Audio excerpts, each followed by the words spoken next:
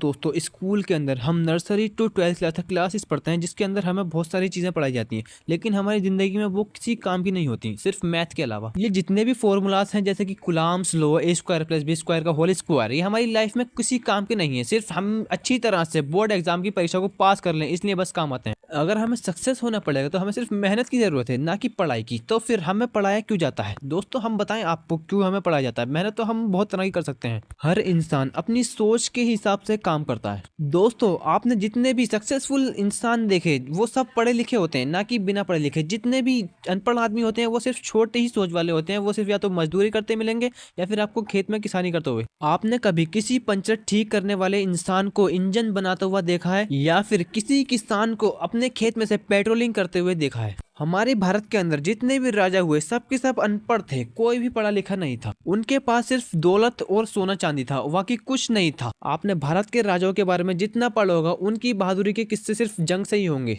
हमें जो स्कूल के अंदर 15 सालों तक पढ़ाया जाता है, नर्सरी टू 12th क्लास, वो सिर्फ हमारी सोच को डेवलप करने के लिए पढ़ाया जाता है। अगर आपके पड़ोस में कोई बिलियनर इंसान रहता हो और वो अनपढ़ हो, तो उससे पूछना क्या अगर आप पढ़े लिखे होते तो आपको कितना फायदा होता। सोशल मीडिया पर एक ट्रेंड बहुत ज्यादा चल रहा है। मैं देख रहा हूँ कि हमारे टीचर पढ़े लिखे होने के बावजूद भी अमीर क्यों नहीं है। जो एक डॉक्टर बनता है, जो एक इंजीनियर बनता है, जो एक बहुत बड़ा इंसान बनता है, वो सिर्फ टीचर से ही बनता है, ना कि अपने आप बनता है। तो दोस्तों आपको समझ आ गया होगा कि पढ़ाई क्यों कराई जाती है हमें।